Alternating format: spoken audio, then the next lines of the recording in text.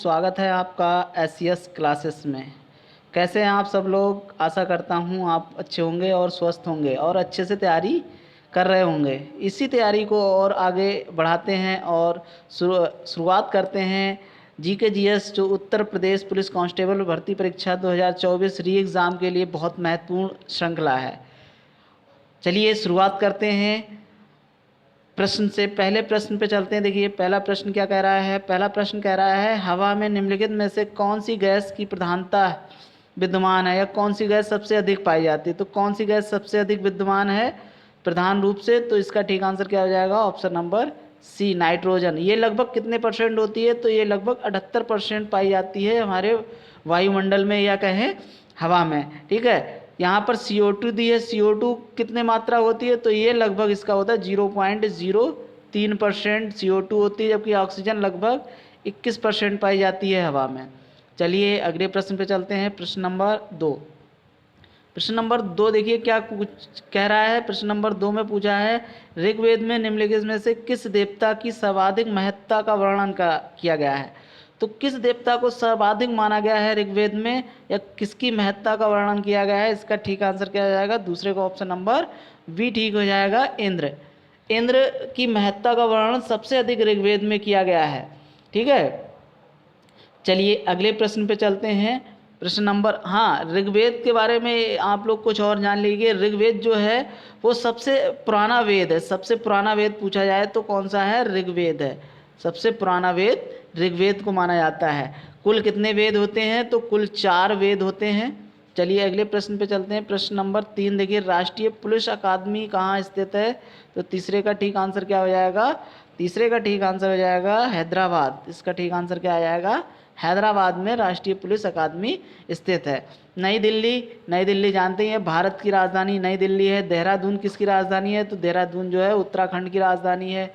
और इलाहाबाद, इलाहाबाद का नाम बदलकर अब प्रयागराज कर दिया गया है। चलिए अगले प्रश्न पे चलते हैं। प्रश्न नंबर 4। प्रश्न नंबर 4 पे देखिए क्या प्रश्न पूछा है। निम्नलिखित में से किस भारतीय पुरातन ग्रंथ में अपराध और अपराधी का जिक्र आता है? किस में आता है? तो 4 का ठीक आंसर क्या आ जाएगा? देखिए अर्थशास्त्र में आता है क्या, मनुस्मृति में आता है क्या, न्याय मीमांसा में आता है? तो इसका ठीक आंसर क्या हो जाएगा? इसका ठीक आंसर हो जाएगा उपयुक्त सभी। तीनों में ये वर्णन आता है अपराध और अपराधी का। चलिए अगले प्रश्न, प्रश्न नंबर 5 पे चलते हैं। हमारे राज्य में 1090 को किस नाम से जाना जाता है? यानी ये एक नंबर दिया है 1090, इसे उत्तर प्रदेश में किस नाम से जाना जाता है? तो 1090 एक हेल्पलाइन है। ये उत्तर प्रदेश की हेल्पलाइन है। ये किस से संबंधित है? तो इसका 5 का ठीक आंसर क्या हो जाएगा? Women power line. Women power line है, यानी महिलाओं से संबंधित ये हेल्पलाइन है 1090। ठीक है, चलिए अगले प्रश्न पे चलते हैं। प्रश्न नंबर 6। प्रश्न नंबर 6 का देखिए क्या पूछ रहा है। प्रश्न नंबर 6 में पूछ रहा है घरेलू हिंसा से महिलाओं की सुरक्षा हेतु अधिनियम कब लागू किया गया था? तो इसका ठीक आंसर क्या हो जाएगा? प्रश्न नंबर 6 का ठीक आंसर हो जाएगा ऑप्शन नंबर ए, 2006 में इसको लागू किया गया था। चलिए अगले प्रश्न पे चलते हैं। प्रश्न नंबर 7। प्रश्न नंबर 7 देखिए क्या पूछ रहा है। Statue of unity, statue of unity किस राज्य में स्थित है? तो ये किस राज्य में स्थित होगी? 7 का ठीक आंसर क्या हो जाएगा? गुजरात में। स्टैचू ऑफ यूनिटी ये सरदार वल्लभ भाई पटेल की मूर्ति है, जो विश्व की सबसे ऊंची मूर्ति कहलाती है। इसी को क्या बोला जाता है? Statue of unity. और किस नदी पर है? तो ये नर्मदा नदी पर स्थित है। ठीक है, चलिए अगले प्रश्न पे चलते हैं। प्रश्न नंबर 8 गोकुल पुरस्कार संबंधित है, किससे संबंधित है गोकुल पुरस्कार? तो ठीक आंसर क्या हो जाएगा? गोकुल पुरस्कार संबंधित होगा। 8 का ठीक आंसर हो जाएगा बी वाला, दुग्ध उत्पादन में सहकारिता को बढ़ावा देने से संबंधित है। ऑप्शन नंबर बी ठीक हो जाएगा। चलिए अगले प्रश्न, प्रश्न नंबर 9। प्रश्न नंबर 9 देखिए क्या पूछ रहा है। 9 में पूछा है भारत और पाकिस्तान के बीच ताशकंद समझौता कब हुआ था? तो ये समझौता कब हुआ था? तो 9 का आंसर नंबर क्या आ जाएगा? ये ए वाला आ जाएगा 1966 में। इसी ताशकंद समझौते में ही लाल बहादुर शास्त्री जी की मृत्यु भी हो गई थी। एक रहस्यमयी ढंग से उनकी मृत्यु हो गई थी। ये भी पूछा जाता है कि लाल बहादुर शास्त्री की मृत्यु कहाँ हुई थी? तो ये ताशकंद में हुई थी। चलिए अगले प्रश्न पे चलते हैं। प्रश्न नंबर 10 देखिए निम्नलिखित में से कौन सा पुर्तगाली उपनिवेश नहीं था? कौन सा जो था वो पुर्तगाल का उपनिवेश नहीं था, बम्बई था, मुगली था, मछलीपट्टनम या चौल। तो 10 का ठीक आंसर क्या हो जाएगा? 10 का ठीक आंसर हो जाएगा सी वाला मछलीपट्टनम, इसका ठीक आंसर हो जाएगा। चलिए अगले प्रश्न, प्रश्न नंबर 11 देखिए क्या पूछ रहा है। निम्नलिखित में से कौन सा ज्ञान के सिद्धांत पर बल देता है? कौन ज्ञान के सिद्धांत पर बल देता है? तो 11 का ठीक आंसर क्या हो जाएगा? डी वाला उपनिषद। उपनिषद जो है वो ज्ञान के सिद्धांत पर बल देता है। चलिए अगले प्रश्न, प्रश्न नंबर 12 पे चलते हैं। प्रश्न नंबर 12 देखिए क्या पूछ रहा है। ये करंट अफेयर का है, आप इससे रिलेटेड करंट अफेयर पढ़ सकते हैं। चलिए अगले प्रश्न पे चलते हैं। प्रश्न नंबर 13 देखिए क्या पूछ रहा है। प्रश्न नंबर 13 पूछ रहा है, भारत का प्रथम चल पुलिस थाना कहाँ पर कार्यरत है? चल पुलिस थाना का मतलब होता है जो चलता फिरता पुलिस थाना है, वो कहाँ पर स्थित है? तो 13 का ठीक आंसर क्या हो जाएगा? ए वाला ठीक हो जाएगा, होशियारपुर में। कहाँ है? होशियारपुर। चलिए अगले प्रश्न चलते हैं। प्रश्न नंबर 14, 1 मेगावाइट कितने के बराबर होता है? तो 1 मेगावाइट जो होती है वो 1024 किलोबाइट के बराबर हो जाएगा। ऑप्शन नंबर सी ठीक हो जाएगा। चलिए अगले प्रश्न पे चलते हैं। प्रश्न नंबर 15। प्रश्न नंबर 15 जो है, देखिए ये करंट अफेयर से रिलेटेड क्वेश्चन है, तो आप इस तरह के करंट अफेयर क्वेश्चन इस समय के करंट अफेयर के देख सकते हैं। चलिए अगले प्रश्न, प्रश्न नंबर 16 देखिए क्या पूछ रहा है। प्रश्न नंबर 16 में पूछा, निम्नलिखित में से किस मुगल शासक ने अनंतोतवा मेवाड़ के शासक महाराणा प्रताप सिंह के पुत्र राणा अमर सिंह से एक समझौता किया था? किसने किया था? तो 16 का ठीक आंसर क्या हो जाएगा? ऑप्शन नंबर सी, जहांगीर ने किया था। चलिए अगले प्रश्न पे चलते हैं। प्रश्न नंबर 17 देखिए, गरीबी हटाओ का नारा किस पंचवर्षीय योजना में दिया गया था? तो गरीबी हटाओ का नारा किस पंचवर्षीय योजना का ठीक आंसर क्या हो जाएगा? 17 का ऑप्शन नंबर ए ठीक हो जाएगा। 5वीं पंचवर्षीय योजना थी और इसी पंचवर्षीय योजना में गरीबी हटाओ का नारा दिया गया था। चलिए अगले प्रश्न पे चलते हैं। प्रश्न नंबर 18। प्रश्न नंबर 18, निम्नलिखित में से कौन सा युग्म सुमेलित नहीं है? कौन सा युग्म सुमेलित नहीं है? ठीक है, तो इसका ठीक आंसर क्या हो जाएगा? तो इसमें देखिए, कावेरी नदी मैसूर पठार पर, यही वाला सुमेलित नहीं है, बाकी ये सभी सुमेलित हैं। तो इसका ठीक आंसर ए वाला ठीक हो जाएगा। चलिए अगले प्रश्न पे चलते हैं। प्रश्न नंबर 19, ये भी हमारा करंट अफेयर से रिलेटेड क्वेश्चन है, तो ये आप देख लीजिएगा। ये उस समय का करंट अफेयर है, तो इस समय कराने से कोई फ़ायदा नहीं होगा। चलिए अगले प्रश्न पे चलते हैं। ये भी देखिए उस समय का ही करंट अफेयर है, एंजेलो मार्केल इसका ठीक आंसर था, लेकिन इस समय के चांसलर आप देख लेंगे। अगले प्रश्न पे चलते हैं। प्रश्न नंबर 21 देखिए, प्रश्न नंबर 21 ये भी करंट अफेयर से संबंधित है। ये बाकी करंट अफेयर के क्वेश्चन देखिए 22 भी करंट अफेयर से है। 23 देखिए, 23 वाला क्वेश्चन 23 क्या पूछ रहा है? ऑपरेशन ग्रीन संबंधित है, किससे संबंधित है? तो ऑपरेशन ग्रीन जो है वो 23 का ऑप्शन नंबर किससे ठीक हो जाएगा? सी वाला। आलू, टमाटर व प्याज की कीमतों में उतार चढ़ाव को रोकने हेतु ऑपरेशन ग्रीन स्टार्ट किया गया था। ठीक है, चलिए अगले प्रश्न पर चलते हैं। गोवर्धन योजना ये संबंधित है, किससे संबंधित है गोवर्धन योजना?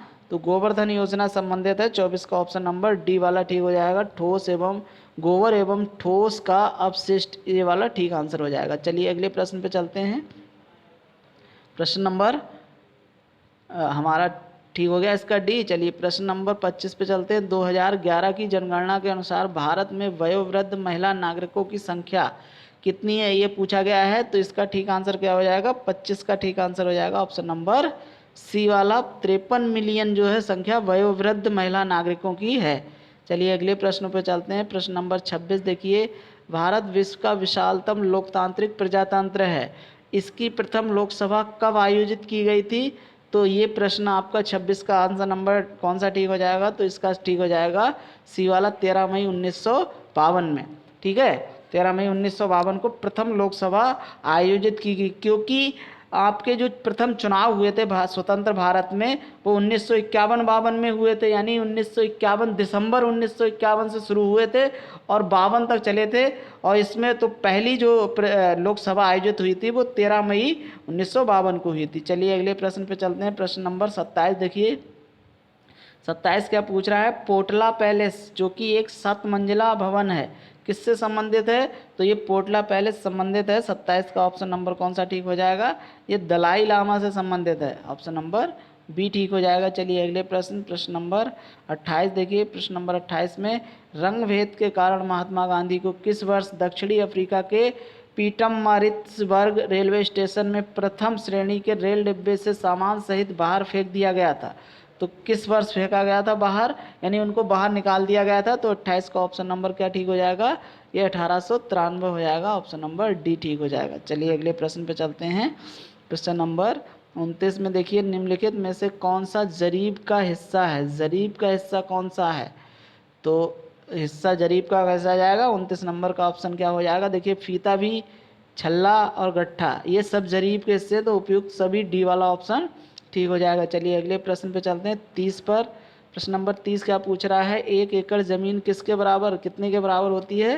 तो 30 का ऑप्शन नंबर क्या ठीक हो जाएगा? देखिए 4840 यानी 4840 वर्ग गज के बराबर, या 10 वर्ग जरीब के बराबर, या 0.40467 हेक्टेयर के बराबर। तो 1 एकड़ ज़मीन किसके बराबर होगी? तो इसके उपयुक्त डी यानी सभी के बराबर। ये सभी जो हैं वो 1 एकड़ के ही बराबर हैं। चलिए अगले प्रश्न पे चलते हैं। प्रश्न नंबर हमारा आ जाएगा 31 में देखिए क्या पूछ रहा है प्रश्न में। 31 में पूछ रहा है किस प्राचीन साम्राज्य में महिलाएं कुश्ती में भाग लेती थीं? तो कौन सा साम्राज्य था? तो इसका ठीक आंसर क्या हो जाएगा? ये वाला हो जाएगा विजयनगर साम्राज्य। विजयनगर साम्राज्य हो जाएगा ठीक आंसर। चलिए अगले प्रश्न 32 में, इनमें से कौन सा मुगल शासक शराब को छूता तक नहीं था? कौन नहीं छूता था? तो 32 का ठीक आंसर क्या हो जाएगा? ये वाला 32 का ऑप्शन नंबर डी ठीक हो जाएगा। ये औरंगजेब था। और अकबर अगर पूछा जाता है अकबर से संबंधित, तो ये एक अनपढ़ शासक कौन था? तो ये अकबर जो था वो एक अनपढ़ शासक था। ठीक है, चलिए अगले प्रश्न पे चलते हैं। प्रश्न नंबर 33, भक्ति आंदोलन के उत्तर भारत में लाने का श्रेय इनमें से किसको जाता है? यानी भक्ति आंदोलन को उत्तर भारत में कौन लाया था? तो इसका ठीक आंसर क्या हो जाएगा? 33 का ऑप्शन नंबर सी ठीक हो जाएगा, रामानंद। कौन लाए थे? रामानंद। चलिए अगले प्रश्न, प्रश्न नंबर 34, विश्व का सबसे बड़ा द्वीप है? कौन सा है सबसे बड़ा द्वीप विश्व का? तो 34 का ऑप्शन नंबर क्या ठीक हो जाएगा? ये ग्रीनलैंड। दोस्तों आशा करते हैं आपको क्लास अच्छी लग रही होगी और आप क्लास को एंजॉय कर रहे होंगे। अगर आपने चैनल को सब्सक्राइब ना किया हो तो चैनल को सब्सक्राइब कर लें, और अगर लाइक ना किया हो तो चैनल को वीडियो को लाइक करें। चलिए अगले प्रश्न पे चलते हैं। प्रश्न नंबर 35, 1 घंटे में समयांतर में देशांतर दूरी कितनी होगी? तो 1 घंटे में कितनी होगी? 1 घंटे में समयांतर में, 1 घंटे के समय में देशांतरीय दूरी कितनी होगी? तो 35 का ऑप्शन नंबर क्या ठीक हो जाएगा? ए वाला ठीक हो जाएगा, 15 अंश। चलिए अगले प्रश्न पे 36 देखिए। 36 में क्या पूछ रहा है प्रश्न में? धुंध जो नमी के बड़े बड़े कणों से बना होता है कहलाता है, क्या कहलाता है? धुंध। तो 36 का ऑप्शन नंबर ए ठीक हो जाएगा, कोहरा। Option number A. चलिए अगले प्रश्न पे चलते हैं। 37 में क्या पूछ रहा है? तेज हवाओं द्वारा किस प्रकार की मिट्टी उड़कर आती है और जमा हो जाती है? किस प्रकार की मिट्टी होती है? तो 37 का ऑप्शन नंबर डी ठीक हो जाएगा, बलुई। कौन सी मिट्टी आती है? बलुई। चलिए हमारी क्लास का लास्ट प्रश्न है ये, और यहीं से हमारी क्लास समाप्त होगी। लास्ट प्रश्न क्या पूछ रहा है? जल स्थानांतरण के सिद्धांत की खोज का उसके प्रतिपादन इनमें से किसने किया था? तो किसने किया था जल स्थानांतरण के सिद्धांत की खोज? तो इसका ठीक आंसर हो जाएगा 38 का ऑप्शन नंबर बी ठीक हो जाएगा, आर्किमिडीज ने जल स्थानांतरण से संबंधित सिद्धांत की खोज की थी। तो क्लास आपको अच्छी लगी हो तो शेयर कर दें और वीडियो को लाइक करें। धन्यवाद। जय हिंद, जय भारत।